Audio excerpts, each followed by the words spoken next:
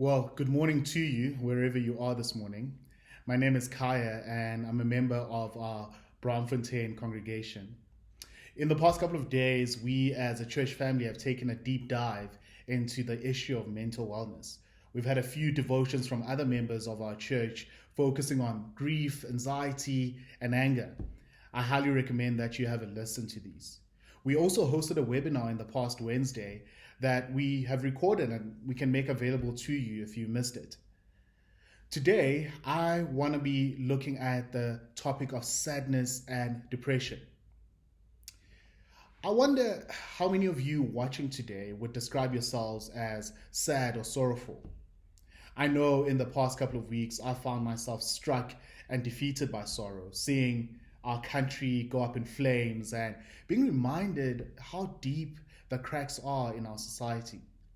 Or this past Wednesday, when I had to do a shift in the COVID ICU and high care, seeing people literally fight to take a breath is gut wrenching to say the least, and definitely an occasion for sorrow. Maybe you are worried that you might even be clinically depressed. If you are suspecting that you might be clinically depressed, here's a quick check I got from my psychiatrist friends. It's called the DSM-5 criteria, which they use to screen people for depression. Do you find that you have a depressed or low mood for most of the day or more days than not? A loss of interest or inability to find pleasure in anything? A change in your weight or appetite? Maybe you're overeating or undereating? A change in your sleeping habits? Sleeping too little or sleeping too much? Unable to move or having purposeless movements like pacing around or tapping your feet and tapping your fingers? Maybe you're fatigued and low in energy. Maybe you even have feelings of worthlessness and guilt. Maybe you have thoughts of dying. Or you find yourself thinking of making a plan to take your own life. Or you've even attempted suicide. If you have experienced any of these in the same 2-week period, you might be having a major depressive episode. And I would really encourage you to find help. Look for someone to talk to, look for someone to help you. The good news, though, is that you are not alone. I want to introduce you to a friend of mine. His name is Elijah. Now, Elijah's story is found in the Bible in the book of Kings. It's found in 1 Kings chapters 17 to 19, as well as 2 Kings chapters 1 to 2. Now, Elijah was a true man of God, a prophet. He was called by God to warn the nation of Israel against the worship of false gods. And he asks them to repent and turn back to the one true God, Yahweh. There is this fantastic scene in chapter 18 of 1 Kings where Elijah challenges the priests of Baal, the false god. The Bible tells us that there were 450 of them and one man, Elijah.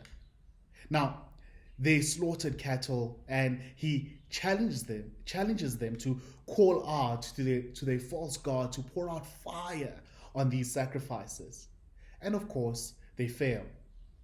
And then he begins to mock and to taunt them.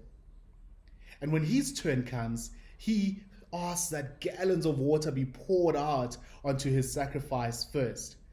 And then he prays. He prays to Yahweh, the one and only true God, to pour out fire from heaven. And he does it. God does it. What faith from Elijah. After this has happened, he calls for the priests of Baal to be seized and he kills them all, one by one. This is certainly not the part of the Bible that you read to the kids right before bed. You see, Elijah was a man's man, defender of the faith, Bible in one hand and sword in the other hand. I like him. I like him a lot. It seems like Elijah feared nothing. Well, that's until a woman comes along, the idol-worshipping queen of Israel, Jezebel. She threatens to kill him and Elijah runs for the woods. The Bible tells us that When he gets to the woods, he cries out to God, saying, "It's enough. It's enough now, O God. Take away my life. I am no better than my fathers." And it says he lies down and sleeps under a tree. He sleeps for so long that God has to send an angel twice to wake him up so that he can eat. Low mood, loss of interest, change in appetite, change in sleeping habits, unable to move, fatigued, feelings of worthlessness and guilt, even thoughts of death. This was Elijah. Elijah was depressed, friends. And before we come to a land on this devotion, I want us to notice and reflect on a few things about Elijah's depression. The first thing to see is that he was not depressed because of a lack of faith. I mean, this is obvious from the story. There is no greater faith than to pray to God for him to pour out fire from heaven and actually trust that he will do it. Friends, Elijah had faith, and yet he was depressed. Maybe you are depressed and you're beating yourself up because if only you had more faith, maybe you would not be in the condition that you're in. Friend, I really want to encourage you this morning. We still live in a broken world, and there's brokenness in us. And we still get ill, whether we believe or we don't. The second thing to notice about Elijah's depression is that God attends to his physical needs first. God sends an angel to wake him up, and he provides a meal for him. He doesn't condemn him. He doesn't tell him to pray harder. He feeds him. God is so gentle.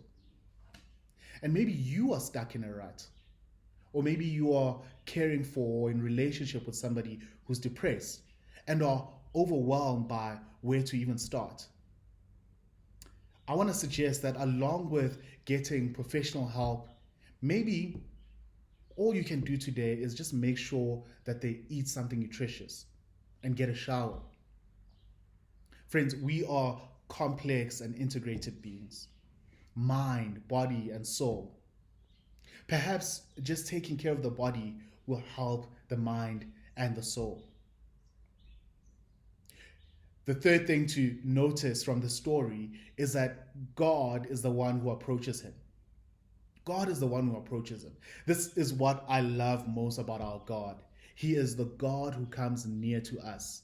He does not wait for us to get our act together. He comes to us in the mess.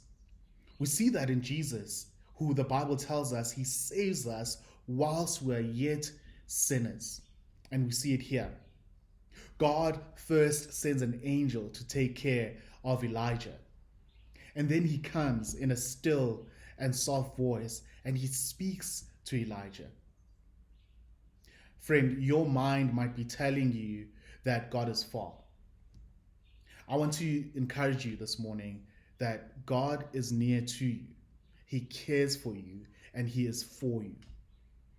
God is with you. The last thing I want us to notice from the story is that God sends him on mission again. You see in chapter 19 that when God comes to Elijah in that still soft voice, he tells him to go again. He tells him to go again. He tells him to go and anoint new kings for Israel. He tells him to anoint a successor for himself to continue the work after him. Friends, I really want to encourage you this morning not to disqualify yourself from the mission of God just because you struggle with mental health. Yes, take time to heal and recover and rest, but go. God has called us to help neighborhoods and nations get and keep God first. There are gospel communities to be created and sustained all around the city. And God has called all of us, mental health struggles or not. God has called you, and he wants you to be on mission with him. Friends, my prayer for you this morning is that God would be near to him, near to you, and that you would know his presence. And I'll pray that you would find purpose again and you would be reinvigorated for the mission of God again, despite your mental health struggles. Thank you for listening, and I hope you have a fantastic rest of your week. Cheers.